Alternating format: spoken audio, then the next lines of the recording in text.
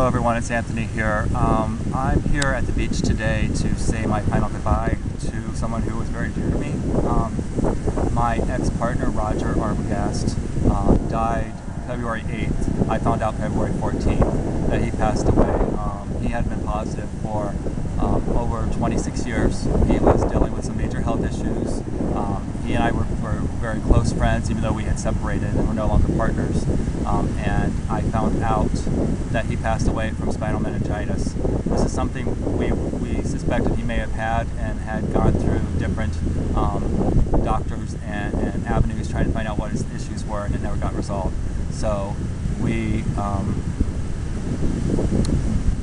the last time I saw him was shortly before his passing. He came over to visit. We share custody in the sense of our dog. So he came over to see the dog and to say hello to me and told me that things were going to change. And then shortly afterwards I found he passed away. And I was heartbroken. Upon finding out that he passed away, his father was notified and his family, and they didn't want anything to do with him. They didn't want anything to do with him when he was alive, let alone it being dead. So he asked, or he had Roger's best friend take control of the situation, so he did.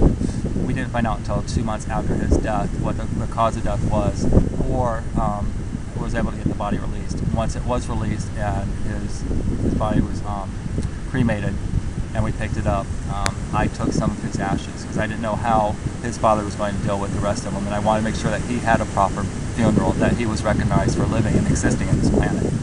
So that's what I'm doing today. So you're here to share with me my last goodbye to a dear friend, to a lost love, someone that was precious to me, and also because I want his life to have meaning.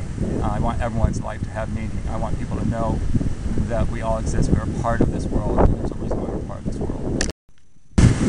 Another reason why I chose to do this and to publicize it is we're in a very bad situation right now with the funding cuts and issues with ADAP and services, and there's going to be people that are going to be losing services and losing monies for their medications, and there's going to be other people who are going to show up very ill, and we need to be there to support them. And I want people to realize too that this is an existing disease. It's still happening. People are still dying from it, and we need to take control of this. We need to take control of the ADAP situation so people have their medications. We need to take control of HIV and the spread of the disease, because 30 years into this, we are still dealing with this disease. We should not be. But it just means that I don't want his life to have no meaning, have no purpose. If anything, I want to use this as a way to share with you how important life is and how we need to fight for it. So I am going to now take the ashes that I have of his and place them in the ocean. One of the things that Roger liked to do was sunbathe, so I'm going to do that. But I'm going to do that on my own. That's for me and for me alone. So. But I wanted to take this time to share it with you and let you know that Roger Arbogast was my dear friend, and I will miss him. And I will move on. I know he has. I will move on, but he will always be in my heart. So thank you for listening, and please, please, please pay attention. Okay?